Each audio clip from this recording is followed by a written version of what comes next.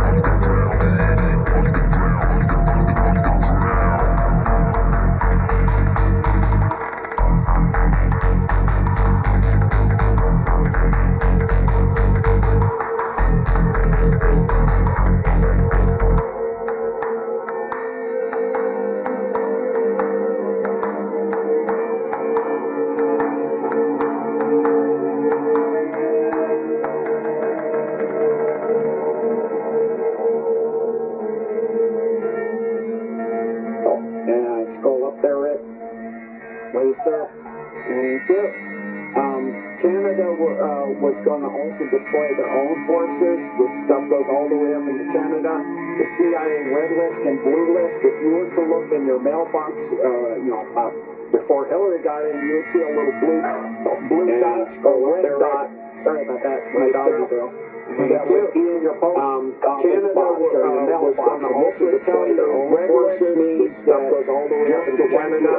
The CIA red list and blue list. If you were to look in your mailbox, not useful as a slave. Before Hillary got in, you would see a little blue dot or red dot.